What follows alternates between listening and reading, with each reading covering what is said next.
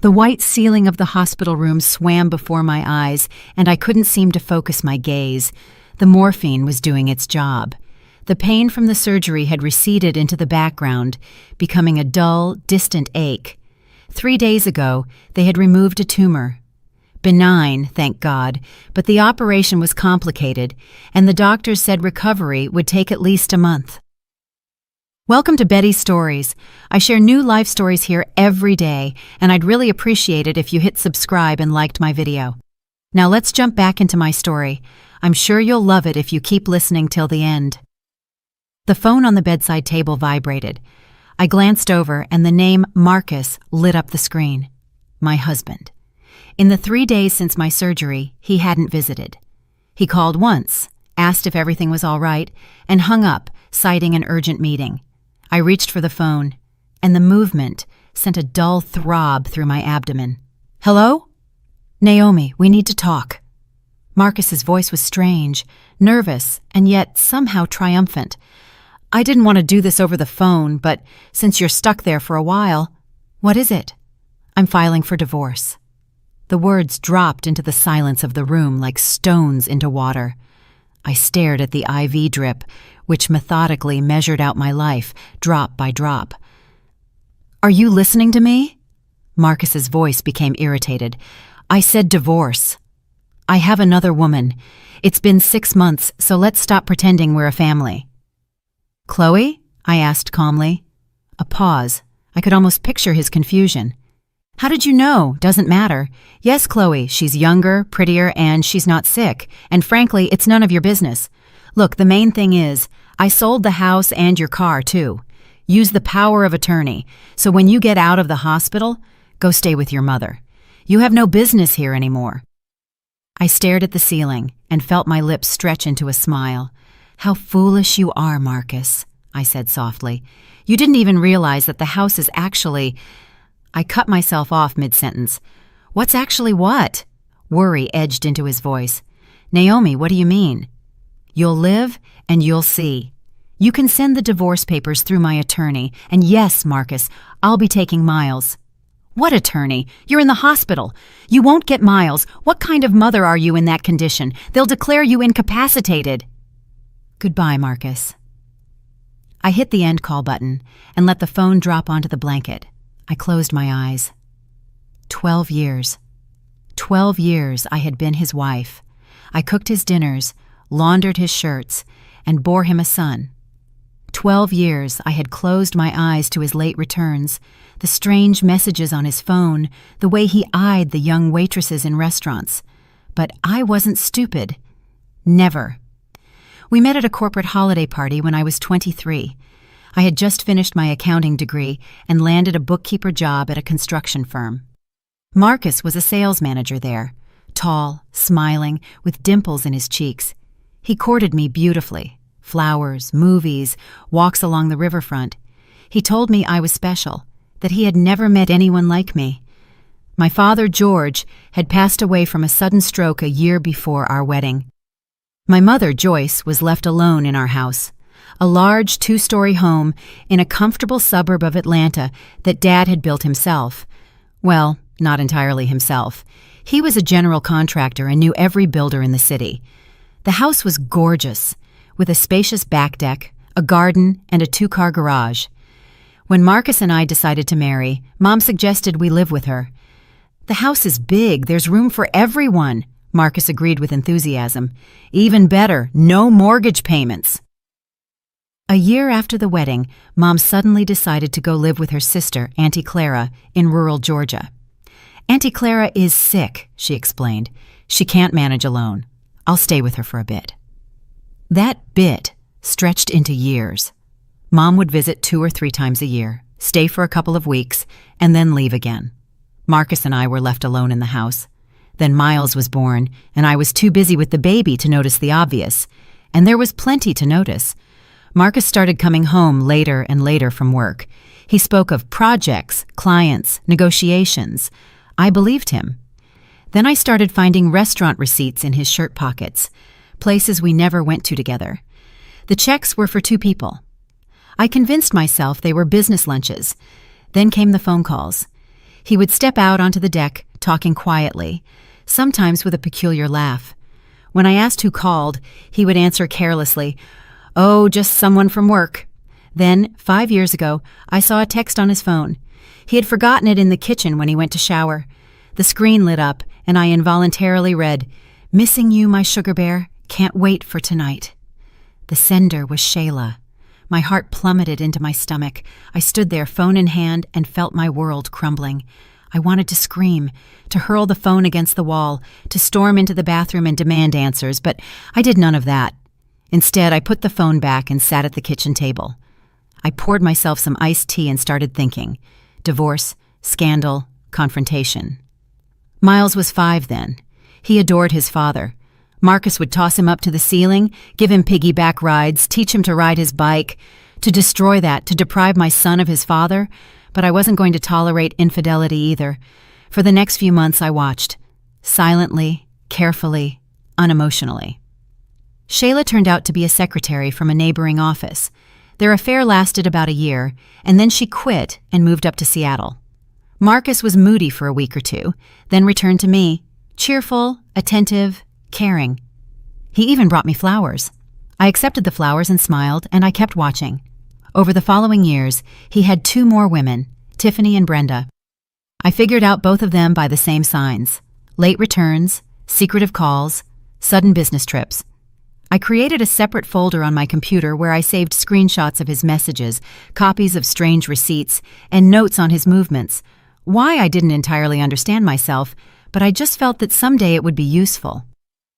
Chloe appeared last year, young, 25, with red hair and enormous green eyes. She came to work at our company. Yes, by that time I was the chief financial officer, and Marcus had risen to commercial director. She was hired as the executive assistant. The CEO was delighted with her efficiency. Marcus was also delighted, but about other things. I saw how he looked at her during meetings, how he casually lingered by her desk, how he walked her to her car after work. Chloe would blush, giggle, and adjust her hair. 3 months later, I found a key card for a downtown hotel, the Grand View, in his jacket pocket. That's when I made my decision. No scandal, no divorce, just preparation. First, I called Mom. "Mom," I said, "do you remember you always said the house should stay in your name? That you shouldn't transfer it to me or Marcus?" "Of course I remember," Mom said cautiously. "Why? What happened?" "Nothing yet, but something might. That house is Dad's legacy. I don't want it falling into the wrong hands." Mom was silent for a moment. "He's cheating on you." "Yes." I didn't deny it. "Yes, and it's been going on long enough." "Why didn't you tell me sooner?" "Because I can handle it myself. Mom, I just need to know the house is safe." "The house is in my name. It always has been, and it will stay that way. I intentionally never signed it over, even though Marcus hinted a few times. Now I understand why." Next, I went to see Ms. Janet Harper, an attorney and an old friend of my mother's. She listened in silence, taking notes in a legal pad, then took off her glasses and looked at me over the top of them. "Okay, Naomi, the house belongs to your mother. That's good. The car is financed in my name, but through a lease from my company. Excellent. Selling it without your consent is impossible. What else do you have?" "A condo downtown. We bought it 3 years after the wedding. It's rented out." "Community property. In a divorce, it will be split equally unless you can prove you invested more personal assets. Do you have proof?" I nodded. "I put down the initial deposit, money from the sale of my father's old business stocks. That was before they devalued. I kept the documents." "Good girl," Ms. Harper smiled. "What else?" "Accounts. He has several outstanding loans that I found out about accidentally, large amounts." "That's interesting. If he took out loans without your knowledge for personal use, in a divorce, they remain his problem alone." For the next 6 months, I lived a double life. By day, a caring wife, preparing dinner, and asking my husband about his workday. By night, a woman methodically compiling a file on the person she shared a bed with. I made copies of all the documents for the house and the condo, photographed his loan agreements, which I found in a desk drawer. I recorded a few of his phone conversations with Chloe, not for court, but for myself, to remember who I was dealing with. I opened a separate account at a different bank and started saving money, small amounts that wouldn't attract attention, and I waited. I knew that sooner or later he would make his move. Marcus isn't the type to live a double life forever. He needs certainty, a new, young wife, a beautiful life, the feeling of being a winner. And me? I was old furniture that needed to be thrown out. The surgery accelerated his plans. When I was rushed to the ER with a suspected appendicitis, which turned out to be a tumor requiring urgent surgical intervention, Marcus saw the perfect opportunity. A sick wife, incapacitated, helpless. He could take everything and play the victim. She was sick. I couldn't live like that anymore, you understand? Only, he didn't know I was ready. The day after his call, Mom walked into the hospital room. She had taken an overnight bus from rural Georgia as soon as she heard about the surgery. "Oh, honey." She hugged me gently, careful not to snag the IV, and for the first time in days, I allowed myself to cry. Not from pain, not from resentment, but from relief. There was a person by my side I could trust. "He called yesterday," I said, when the tears dried. "Divorce, and he said he sold the house." Mom pulled back and looked at me. There was no panic in her eyes, only cold fury. "Sold my house? He thinks he sold it." Mom's lips twitched into a smirk. "What an idiot!" "Mom, I know, but he could have fabricated documents, a power of attorney in your name. We need to check." "I already called the Register of Deeds. I'll get the title report tomorrow morning, but even if he tried to pull something with the documents, the sale would be invalid. I'm alive and of sound mind." I leaned back against the pillow. "What about Miles? He said he'd take Miles." Mom's face clouded over. "Miles is with him now. I called. I wanted to talk to my grandson. Marcus wouldn't let me. Said the boy shouldn't be upset by talking to his sick grandmother." That hurt. More than the incision on my stomach. My son, my 9-year-old boy, who just a week ago hugged me before school and said, "Mom, I love you to the moon and back." What was Marcus telling him now? That his mother abandoned him? That his mother was bad? That he would have a new, young, and beautiful mother? "We'll get him back," Mom said firmly. "Everything by the book. That scoundrel will regret this." I spent the next 2 weeks in the hospital. The stitches healed slowly. The doctors weren't rushing my discharge. Marcus didn't call again, but Ms. Harper came every 3 days with updates. "I got the report from the Register of Deeds," she said during the first visit, spreading papers on the bedside table. "The house is still in Joyce Ellington's name, your mother. No transactions have been recorded. But he said he sold it, so he's either lying or he pulled some kind of scheme with fake documents. If it's the latter, that's a criminal offense, fraud. I filed a police report." A week later, the picture cleared up. He actually tried to sell the house. Ms. Harper flipped through the documents, found buyers, showed them a fake power of attorney from your mother, and took a deposit of $75,000. But when it came to registering the sale, the Register of Deeds requested confirmation, and everything stopped. The buyers are furious and filed a complaint with the police. I stared at her, not believing my ears. So he didn't just want to cheat me, he cheated other people, took money for a house he doesn't own. Exactly, and that is pure fraud, a felony charge, up to 10 years in federal prison. I closed my eyes. Marcus, Marcus, you wanted to get rid of me and start a new life, and instead, you dug your own grave. "What about the car?" I asked. "He tried to pull something with the car, too. Found a buyer, took the money, but the car is leased. It can't be sold without the leasing company's consent. The buyer went to the police, another complaint of fraud." I involuntarily laughed, though it hurt to do so. How many people did he deceive? At least 3, and that's just what we know about. I was discharged at the end of the 3rd week. The doctor thoroughly explained that I needed rest, no stress, no physical exertion. I nodded, knowing that there would be no peace. Mom was waiting for me outside the hospital entrance with a taxi. "Home?" she asked. "Home," I paused. "He won't let us in the house, will he? He's probably changed the locks. Let him try. That's my house. We drove up to the familiar gate.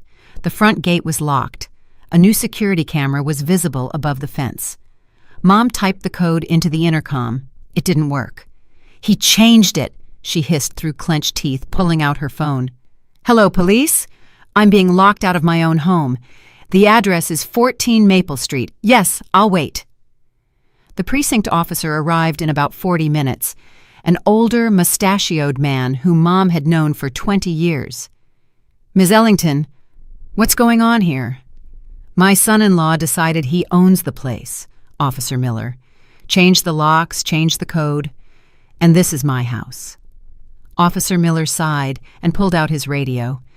Let's sort this out. Marcus wasn't home, but Chloe was, disheveled in a housecoat, clearly not expecting visitors. When the officer explained the situation to her, she paled and retreated into the house. I stood on the threshold of my mother's own house and looked at the woman who intended to take my place. Red hair, green eyes, a frightened little face. Just a girl. Marcus lied to you, I said calmly. I'm alive. This is my mother's house, and you need to come out and pack your things. Chloe burst into tears right there in the entryway. Through her sobs, I made out something about love, promises, and how she honestly didn't know. I almost felt sorry for her. Almost. Where is my son? I asked. At school, Chloe sniffled. Marcus dropped him off this morning. I looked at the clock. Noon. School ends in an hour. Mom, you stay here with Officer Miller. Make sure this guest only takes her own things. I'm going to get Miles.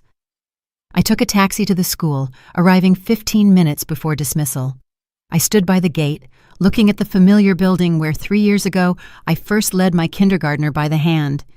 How scared he was then, clinging to my hand, not wanting to let go. I told him, Miles, Mommy will always be near. No matter what happens, Mommy will come. The bell rang, and the schoolyard filled with children.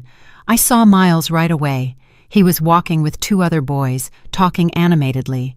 My son seemed to have grown in the weeks I was in the hospital, or perhaps it only seemed that way. Miles? He turned at my voice. His expression changed, first joy, then confusion, then something resembling fear. Mommy? I wanted to hug him, but he took a step back.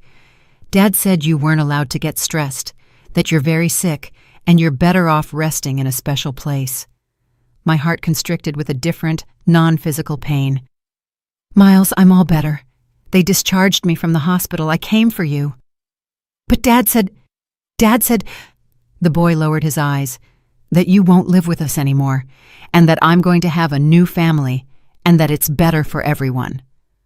I crouched down in front of him, ignoring the pain in my abdomen. Miles, look at me. I'm your mother. I'm not going anywhere, no matter what your father said. I love you more than anything in the world, and I will never abandon you. Do you understand? He looked at me distrustfully from under his brow. But Dad said you left us, that you wanted to run away with some other man. I felt a cold, heavy rage building inside me. Marcus lied about me to his own son. He lied to turn him against me. That's not true, I said firmly. I was in the hospital. I had surgery. I couldn't come home because I was very weak, but I thought about you every single day and wanted to get better as quickly as possible. Miles was silent. I could see the conflict in his eyes, his father's words versus his mother's. Mom, he finally decided, is it true that we're going to live separately now? You and Dad? Yes, honey, that's true, but that doesn't mean I'm abandoning you. You will live with me. And Dad? Dad will live separately. Miles nodded, processing the information. Then he suddenly stepped forward and hugged me fiercely, desperately like a child. I missed you, Mom. I squeezed him tight, feeling my eyes water. Me too, sweetie. I missed you so much. We went back home to my mother's house, which was now my refuge. Chloe was gone. The officer had made sure she only took her own things. Mom was bustling in the kitchen, reheating burgers she had bought on the way. "Grandma!" Miles rushed to her. "Miles, my sweet boy." They hugged, and for a moment I felt like everything would be okay, that we would manage, that together we were stronger than any lies or betrayal. But I knew this was only the beginning. That evening, Marcus called. His voice was completely different, no longer triumphant but scared. "Naomi, what are you doing? You kidnapped Miles. I'm going to call the police." "Call them," I replied calmly. "And while you're at it, explain to them why you forged a power of attorney for my mother's house and took money for property that doesn't belong to you." Silence. "How do you know? Who told you?"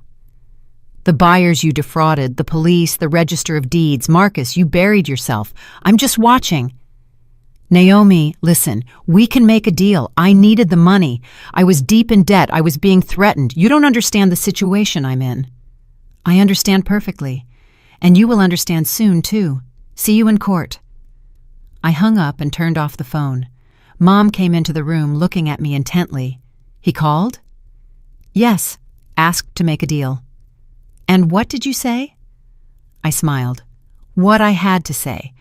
The war is just beginning, Mom, but I'm ready for it." Mom sat down next to me and took my hand. "Naomi," she said seriously, "there's something I want to tell you. I've wanted to for a long time, but I couldn't bring myself to." "What is it?" "Remember I insisted the house stay in my name, that you shouldn't sign it over after the wedding?" "Of course. You said it was Dad's legacy and should remain in the family." Mom nodded. "That's true. But there was another reason." She paused, gathering her thoughts. "Marcus came to me a year after the wedding, asking me to sign the house over to both of you, said it was the right thing to do, that a young family needed security for the future. He never told me that." "I know, because I refused him. And do you know what he told me then?" I shook my head. "He said, 'Joyce, you know you won't live forever. Sooner or later, this house will still go to Naomi, which means it will go to me.' And he smiled so proprietorially. That's when I understood everything." I looked at Mom, feeling a coldness rise inside me. "Why didn't you tell me?" "Because you were happy, or you thought you were. Miles had just been born. I didn't want to ruin your family with guesses and suspicions, but I kept the house in my name just in case. And as you can see, it wasn't for nothing." I hugged her tightly, grateful. "Thank you, Mom." "Nothing to thank me for, honey. We're family, and family needs to protect each other." It was getting dark outside. Somewhere in the house, Miles was laughing, having found his old toys in the attic. Life was continuing, complicated, unpredictable, sometimes cruel. But it was continuing, and I was ready for it. I couldn't sleep for a long time that night. I lay in my old room, the one where I spent my childhood and youth, where I dreamed of love and happiness, and thought about how everything turned out. 12 years ago, I got married with the absolute certainty that it was forever. White dress, veil, bouquet of roses. Marcus in a tuxedo, handsome, smiling. I swear to love and cherish. Empty words, as it turned out. Beautiful wrapping with no substance. But I didn't regret the years we spent together, because there was Miles, my son, my flesh and blood, my greatest victory in this failed marriage. For his sake alone, it was worth going through all of this. Around 3 o'clock in the morning, I heard soft footsteps in the hallway. The door creaked open, and a child's head peeked through the gap. "Mommy, are you asleep?" "No, honey, come in." Miles climbed under the blanket with me, curling up. "I had a bad dream." "What kind?" "That you left again, and never came back." I held him close. "I'm not going anywhere, I promise. Truly, truly. Go back to sleep." He quieted, warmed and comforted, and I lay in the darkness, thinking about how much work lay ahead. Courts, attorneys, police, interrogations, documents, hearings, the fight for what was rightfully mine, for my son, for dignity, for justice. But I was ready, because I wasn't the kind of woman who gives up. I was woken up by a phone call in the morning. The number was unfamiliar. "Hello, is this Naomi Ellington?" a young, anxious female voice. "Yes, it is. Who is this?" "My name is Chloe. We met yesterday." I sat up in bed, automatically smoothing my hair as if she could see me.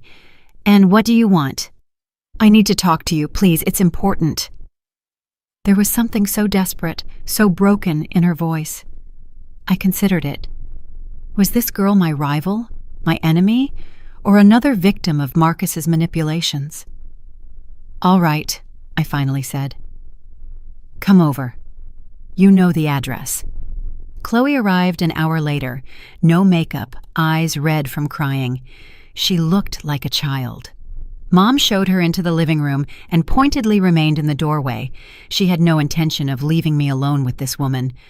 "I came to apologize," Chloe started immediately, not meeting my eyes. "And to tell you the truth, I'm listening. Marcus told me you had separated, that you had left him for another man, abandoned your son, and that he was an unlucky single father trying to rebuild his life. I believed him. I loved him." She paused, crumpling a tissue in her hands. "Then I found out you were in the hospital. I accidentally overheard a phone call. He was talking to some man, a creditor, I think. He said that everything would be sorted out soon, that his wife was sick, and that he would take the house and the money." Mom snorted in the doorway. "And you kept quiet?" "I didn't know what to do. I thought maybe it was a misunderstanding. Maybe he was just worried about his debts." Chloe looked up at me, her large green eyes filled with tears. "But yesterday when the police came, when you came back, I realized he had been lying to me the whole time, just like he was lying to you." I looked at her, trying to sort out my feelings. Anger, yes, was there. Resentment, too. But strangely, what I felt most strongly was tired sympathy. This girl wasn't an enemy. She was just another pawn in Marcus's game, just as I had been once. "What do you want from me?" I asked directly. "I want to help. I know some things that might be useful to you." "What exactly?" Chloe took out her phone. "Recordings, Marcus's conversations. He didn't know I sometimes listened in. I was scared. I wanted to understand what was going on. For the last 2 months, he was constantly calling someone, nervous, shouting." She offered me the phone, but I shook my head. "Not to me. To my attorney. She'll figure out what can be used." Chloe nodded, putting the phone back in her purse. "And one more thing." She hesitated again, and a blush flooded her pale cheeks. "I'm pregnant." Mom gasped in the doorway. I silently looked at this girl, who, without realizing it, had entangled herself in a situation that could ruin her life. "Does Marcus know?" "Yes. He told me to get rid of the baby. Said he couldn't deal with it right now, that he needed to resolve his financial problems first, and then he could think about kids. He gave me money for the procedure." "And what did you decide?" Chloe looked at me with desperate defiance. "I'm having the baby, with him or without him. It's my child." I nodded silently. What was there to say? This girl was facing difficult times ahead. Single motherhood, possibly court battles for child support, endless problems with the father of her child. But it was her choice, and perhaps the only right one. "Leave your contact information with my attorney," I said. "The recordings may be helpful. And hang in there." Chloe left, leaving behind a feeling of nagging wrongness. 25, pregnant by a married man who used and abandoned her. How easily Marcus ruined other people's lives without even thinking about the consequences. Ms. Harper came that same day, later in the evening. She listened to my story about Chloe's visit and took her contact information. "The recordings are good," she said, making notes in her pad, "but they'll need to be verified. If there's an admission of fraud or a discussion of the scheme with the house, that's gold. If not, it's still useful. Character assassination, so to speak." She put down her pad and looked at me seriously. "Naomi, I have news. Not the most pleasant." "What now?" "I did some digging into your husband's financial status. He's in debt, very serious debt." I knew about the loans. Not bank loans. Or not only bank loans, Marcus was borrowing money from private lenders at high interest and not paying it back. I felt a chill inside. How much? By my count, around $500,000, maybe more, $500,000, an amount I couldn't earn in 10 years. Where did he rack up that debt? Ms. Harper shrugged. Business ventures that didn't pan out. Sports betting. Yes, he gambled a lot. Expensive gifts for mistresses. Maintaining a double life costs money. And who does he owe? Various people. But among them is one, shall we say, unpleasant character. A businessman named Rudy Ahmed. Officially, he owns a chain of car washes and tire shops. Unofficially, I understand. In our city, everyone knew who Rudy Ahmed was.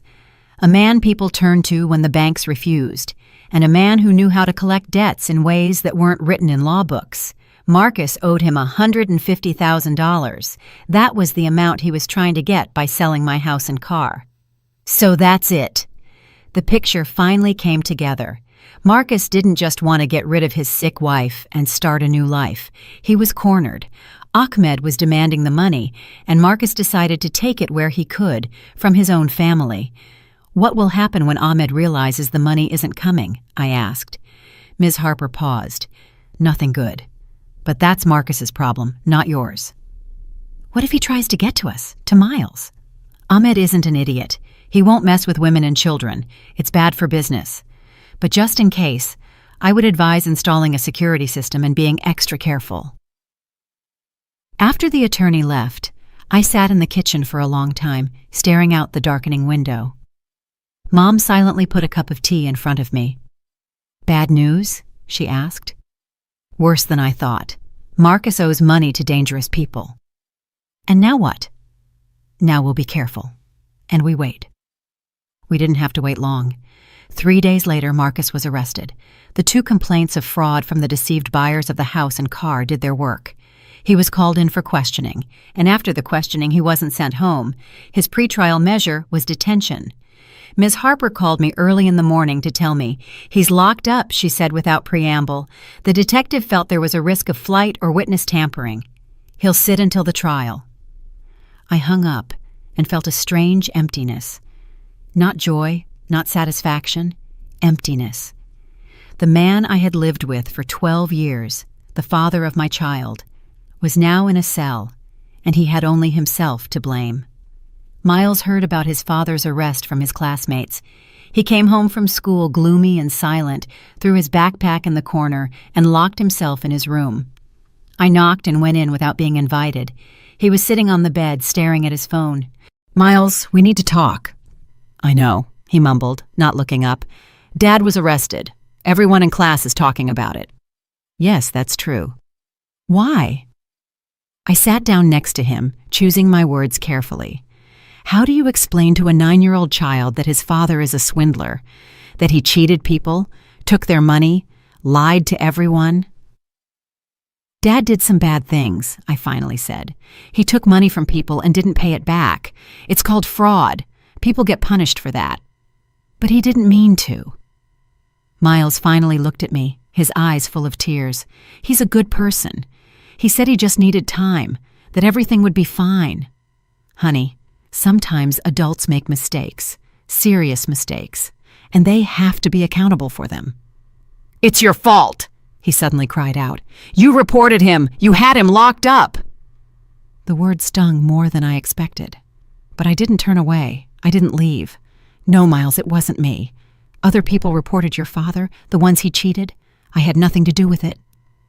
"That's not true. Dad said you want to destroy him, that you're mean and greedy."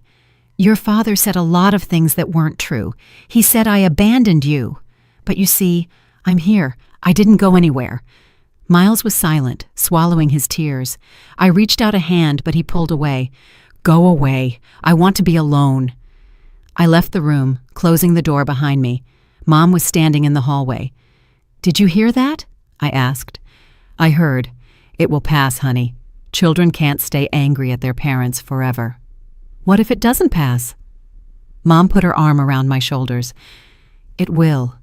Give him time." Time passed. The investigation gathered momentum. Marcus sat in the detention center. His attorney tried to get him house arrest, but without success. Too many counts, the guilt too obvious. Chloe did hand over the recordings to Ms. Harper, and there was a lot of interesting material. "Listen to this." The attorney played a recording on her phone. Marcus's voice was nervous, breaking. "Yes, I understand. I'll have the money I told you. I'm selling the house in a few days.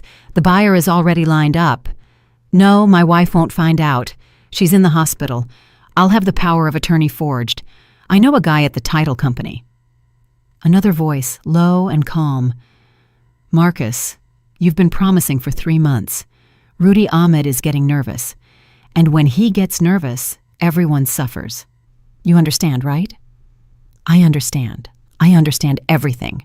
A week, 2 weeks maximum." The recording cut off. "That's an admission of intent to commit fraud," Ms. Harper said. "He was planning in advance to sell the house with fake documents while you were in the hospital. The detective will be thrilled."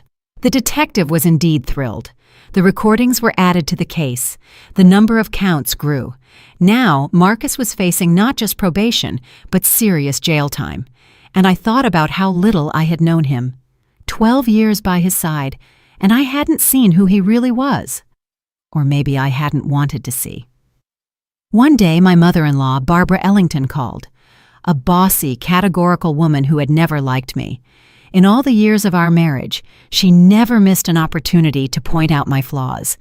I didn't cook well enough. I didn't raise my grandson properly. I didn't dress stylishly enough. In her eyes, Marcus was the perfect son, and I was an unworthy wife. "Naomi." My mother-in-law's voice was cold. "We need to meet." "What?" "To discuss the situation. My son is in prison because of you, and you are calmly living in your house and raising my grandson. It's unfair." I felt anger boil up inside me. "Barbara, your son is in prison because of himself. He defrauded people, forged documents, and took other people's money. I have nothing to do with it." "Lies. Marcus couldn't have done that. You set him up. You and your mother.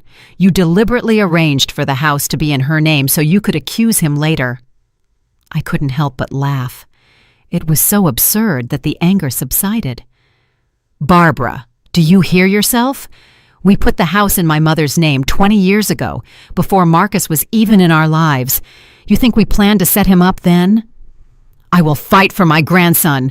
My mother-in-law's voice became shrill. "You have no right to raise him. You're sick, unbalanced. Take it to court. They'll sort it out." I hung up. My hands were shaking slightly, not from fear, but from tension. Barbara could indeed file a petition for visitation rights. Grandparents had that right in certain circumstances, but her chances were slim. I was the mother, healthy, employed, with stable living conditions. Still, it was another front in this war. The trial began 2 months later. An autumn morning, the courthouse, a crowd of people at the entrance, journalists. The case was sensational. The commercial director of a well-known construction firm, large-scale fraud, forgery of documents. I sat in the witness section. Next to me were Mom, Ms. Harper, and Chloe. The deceived buyers, a middle-aged couple, an elderly man with a cane. We were all there to see justice done. Marcus was brought in under guard. He had changed drastically over the months. Thinner, haggard. His eyes held a hunted look. When he saw me, he flinched and tried to move in my direction, but the guard held him back by the shoulder. The judge read the indictment. 3 counts of fraud, forgery of documents causing significant financial damage. The prosecutor requested 6 years in federal prison. Marcus's attorney tried to soften the picture, talking about difficult life circumstances, debt, and pressure from creditors. He asked the court to consider that the defendant had no prior convictions, had a minor child, and repented for his actions. Then the victims were given the floor. The couple told how they had saved for 10 years to buy a house, how they had trusted the charming seller, and how they were left without $75,000. The elderly man told how he wanted to buy a car for his disabled son, how he gave up his last savings. When it was my turn, I stood up and looked at Marcus. He averted his eyes. "I only want to say one thing," I began, my voice surprisingly steady.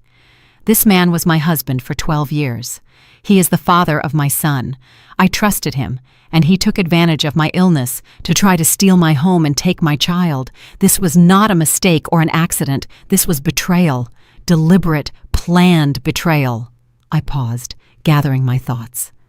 "I am not asking for a harsh sentence. I am asking for justice for everyone he cheated, and for our son, who needs to know that bad actions have consequences." Marcus finally looked up at me. There was something in his eyes. Not remorse, no. More like annoyance. The annoyance of a losing gambler, caught cheating. The verdict was announced a week later. 4 years in federal prison. Less than the prosecutor requested, but enough for Marcus to understand that the fairy tale was over. As the judge read the sentence, Marcus stood motionless, only the muscles in his jaw twitching. Barbara, sitting in the gallery, wept quietly. Chloe looked away, her hand resting on her rounded belly. The verdict didn't make me happy, nor did it particularly upset me. It was simply a weight off my chest. It was behind me now. The trial was over, justice had prevailed, and life could move on. After the hearing, Chloe approached me. "Naomi, thank you for not accusing me, for not tearing me down. I would have understood if you—" "You're not to blame," I interrupted. "He cheated everyone. You too." She nodded, wiping her eyes. "I'm due soon. It's a boy." "Congratulations." "I was thinking, maybe someday, maybe our boys could meet. They are brothers after all. Half-brothers, but still." I thought about it. Half-brothers, true. Same blood, same father. But did Miles need another reminder of the man who had betrayed him? "I'll talk to Miles," I finally said. "If he wants to, we'll figure something out." Chloe smiled gratefully and left. I stood on the courthouse steps, turning my face to the autumn wind, and thought about the strange turns life takes. Just 3 months ago, I was lying in a hospital, weak and helpless, and now I was a free woman who had won a battle against the man who wanted to destroy me. But the victory wasn't complete. There was still Miles. After the verdict, he became completely withdrawn, stopped talking to me, answered in monosyllables, and locked himself in his room. Problems started at school. Teachers complained about his distraction and conflicts with classmates. I tried to reach him, cooked his favorite meals, offered to watch a movie together, or go somewhere for the weekend. He refused everything. "Miles, please talk to me." "I don't want to." "I know this is hard for you, but I'm your mother. I love you."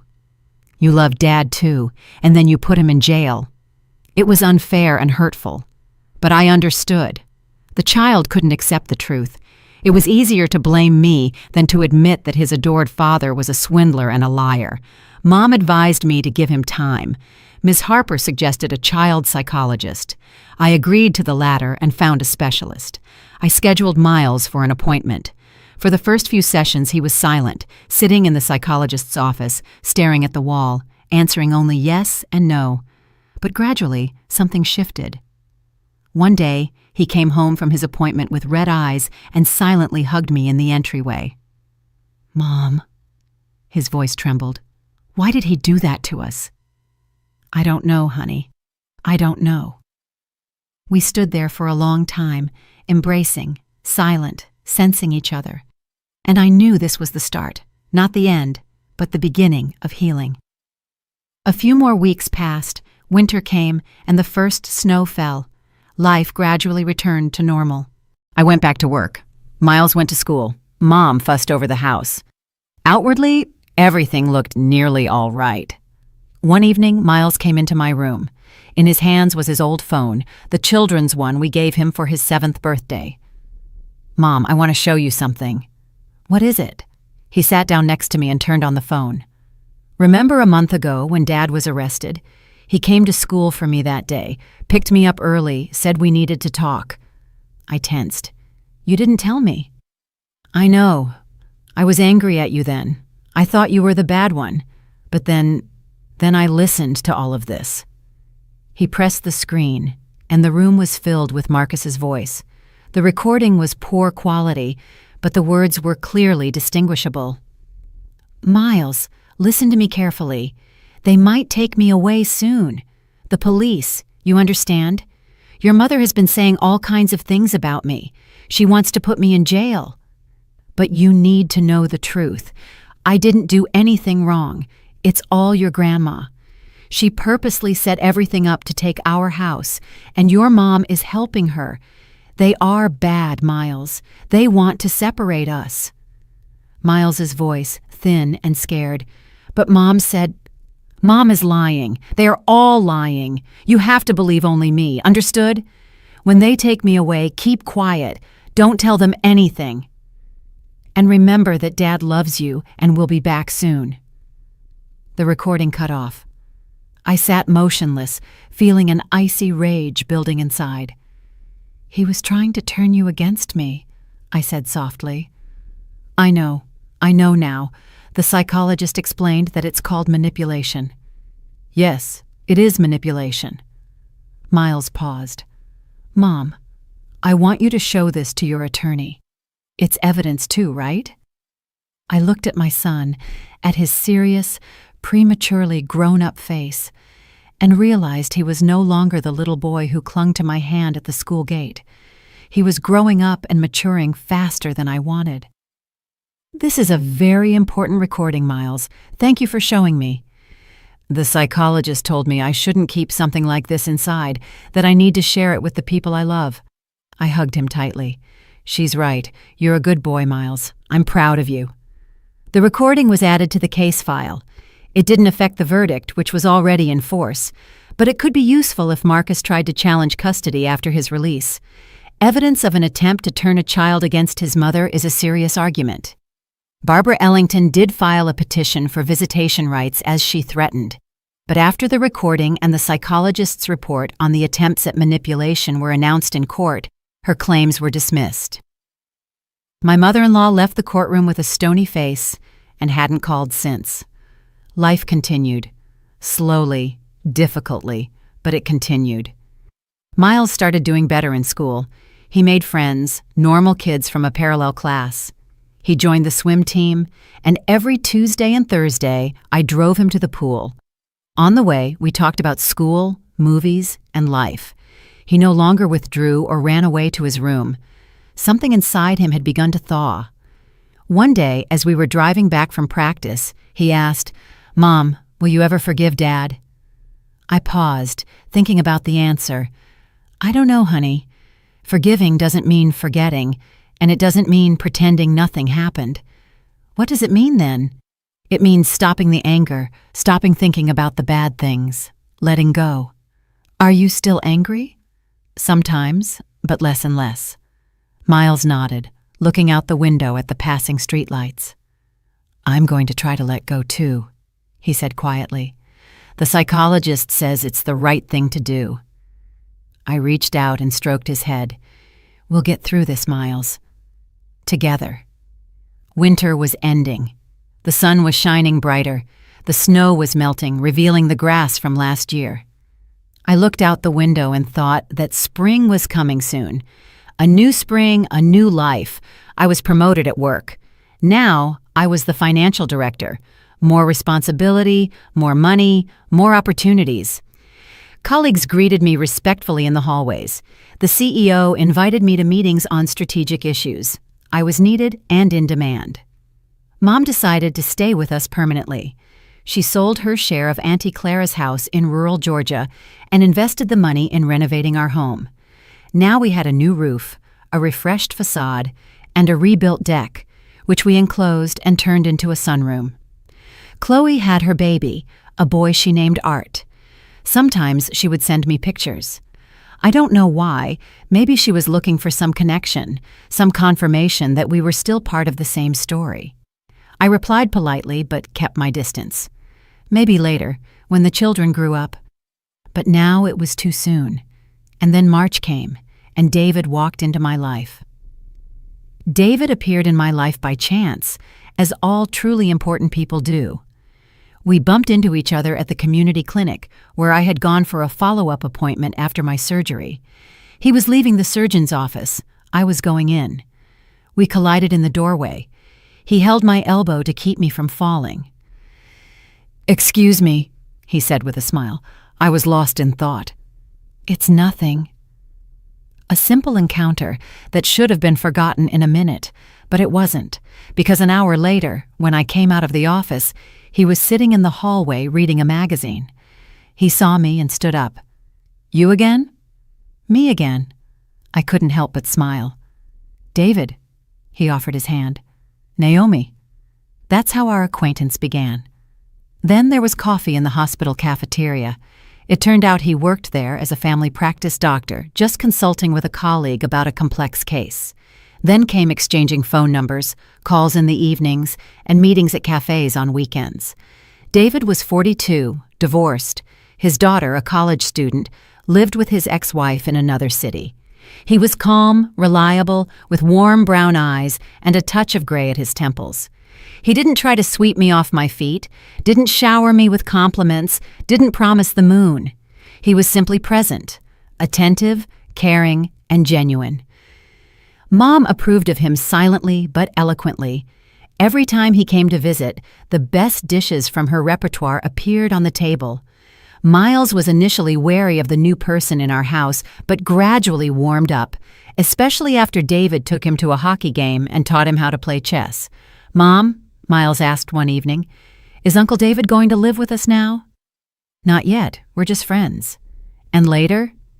"I don't know, honey. Time will tell." I really didn't know. After everything that happened with Marcus, I was afraid to trust a man again, afraid to make a mistake, afraid the story would repeat itself. David understood this and didn't rush me. He waited. His patience spoke louder than any words. Spring was gaining strength. The trees in the garden were covered in buds. The birds had returned from the south. The air smelled of pines and fresh earth. Life flowed smoothly and calmly for the first time in many long months. Then a letter arrived, an ordinary envelope with no return address. Inside, a single page covered in familiar handwriting. "Naomi, I'm writing this because I know you won't answer my calls. I know I was wrong about you and Miles. I know I deserve everything I've gotten. I have a lot of time to think here in prison. And I've been thinking about us, about our family, about what I lost. I've changed, Naomi, truly changed. When I get out, I want to ask for your forgiveness. Personally, looking you in the eyes, I don't expect you to forgive me, but listen to me, for Miles' sake at least." Marcus. I read the lines and felt nothing. No anger, no pity, no hope, just emptiness. The words of a man who realized too late what he had done. "What is it?" Mom looked over my shoulder. "From Marcus." She read the letter and snorted contemptuously. "He's changed, all right. A wolf in sheep's clothing." "Mom, what? You're not going to forgive him, are you?" "No, but I don't want to hate him anymore either. I'm tired." Mom paused, then hugged me. "You're right, honey. Hatred takes too much energy. Let him live his life, and we'll live ours." I put the letter in a desk drawer. I didn't throw it away. I kept it for some reason. Maybe as a reminder, or as proof that all of this really happened. The summer was hot. Miles finished the 4th grade with straight A's for the first time in 2 years. We celebrated by taking a trip to the beach, me, Mom, Miles, and David. We rented a small house right on the water, swam, sunbathed, and ate peaches right off the tree. Those were the happiest days in a long time. I looked at my son, who was running around the beach with new friends, at my mother, who was reading a book in a deck chair, at David, who was teaching Miles to swim the crawl, and I thought that happiness was possible, even after everything, even after betrayal, pain, and disappointment. Life goes on, and there is room for joy. One evening, after Miles was asleep and Mom had gone to her room, David and I sat on the porch and looked at the stars. "Naomi," he said quietly, "I want to tell you something. I'm listening. I understand that you're scared. After everything that happened, you're afraid to trust again, to open up again. I'm not rushing you, but I want you to know I'm not going anywhere. I'll be here for as long as you need me." I turned to him, looking into his eyes, warm, honest, with no hidden agenda. "How do you know I'm scared?" "I can see it. You're always on guard, as if you're waiting for a trick, as if you're preparing for a blow." He was right. I was waiting for this man to turn out to be just like Marcus, that behind the nice words lurked a lie. That happiness was a trap that would snap shut sooner or later. "I'm not Marcus," David said, as if reading my thoughts. "I don't know how to talk a good game or promise the impossible, but I know how to be present, and no one will take that away from me." I rested my head on his shoulder. For the first time in a long time, I felt peace. True, deep peace. "Thank you," I said, "for your patience, for being here." "You don't have to thank me. You made yourself happy. I just happened to be next to you at the right time." We sat there until dawn, silent, holding hands, listening to the sound of the ocean. And I thought that maybe this was love. Not fireworks and passion, not oaths and promises, but this quiet presence next to you, the certainty that you won't be betrayed. Autumn brought news. Marcus was released on parole. He served 2 years of his 4-year sentence, had a positive character report, and was eligible for release. Ms. Harper called to warn me. "He was released yesterday. We don't know where he's staying yet. He hasn't made contact." What should I do? Nothing out of the ordinary. If he tries to contact you, don't respond to the provocations. If he shows up, don't let him in without witnesses. If he starts threatening you, call the police immediately. I wasn't afraid. Strangely, I wasn't afraid. Marcus was a part of the past that no longer had power over me. He could come, he could say whatever he wanted, but he couldn't change anything anymore. He showed up a week later. He rang the doorbell in the evening when Mom, Miles, and I were having dinner. David was on call at the hospital that day. I looked through the peephole and saw him, older, haggard, with a faded look in his eyes. Not the confident, smiling man I had once married. "Who is it?" Mom asked. "Marcus." She frowned and got up from the table. "Don't open it." "Mom, wait." I turned to Miles. He sat motionless, gripping his fork. "Honey, your father is here. Do you want to see him?" Miles was silent for a few seconds, then shook his head. "No, I don't." "Are you sure?" I went to the door, but I didn't open it. I just spoke through the wood. "Marcus, go away." "Naomi, please." His voice sounded muffled. "I need to talk. To you and Miles." "Miles doesn't want to see you." "I do too, but I'm his father." "You were his father, and then you chose something else. You chose deceit, money, another woman. You gave up on us yourself." "I changed in prison. I understood." "I'm happy for you, but it doesn't change anything." Silence. Then a heavy sigh. "Naomi, I'm not asking you to come back. Just let me see my son. Just once." I looked at Miles. He was sitting at the table, tense, pale.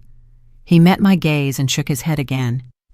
"When Miles wants to, he'll call you himself. He has your number. Now leave." Footsteps outside the door, slow and retreating. Then silence. Mom came up to me and hugged me. "Good girl, honey." "I pity him," I suddenly said. "It's strange, isn't it?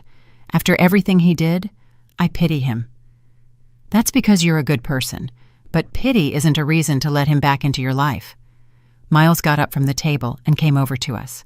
"Mom," he said quietly, "I don't want to see him. Not yet. Maybe later when I'm grown up, but not now." I hugged him tight. "That's your right, honey. No one can force you." Marcus didn't come back. Sometimes he sent messages to my phone and sometimes to Miles's, but we didn't reply.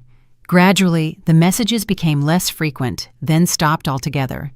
Ms. Harper found out that he had moved to another state, started some job, starting life over. I didn't know whether to be happy about it or not, but I definitely felt relief. The past had finally let me go. Life continued in its usual course.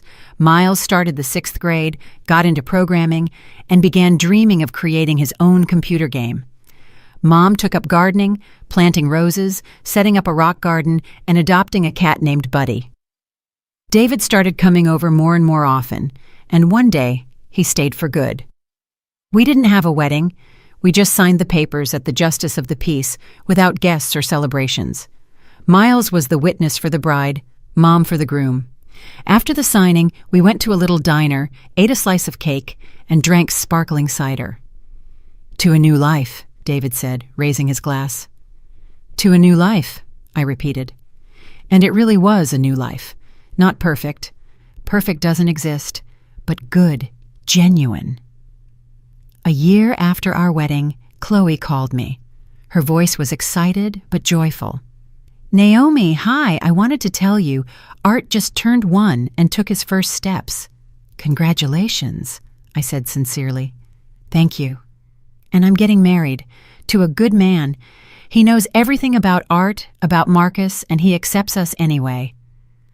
"I'm happy for you, Chloe." "Naomi, I wanted to ask, maybe someday, Art and Miles could meet. They are brothers after all." I thought about it. Half-brothers. That was true. Same blood, same father. But did Miles need another reminder of the man who had betrayed him? "I'll talk to Miles," I finally said. "If he wants to, we'll figure something out." That evening I asked my son.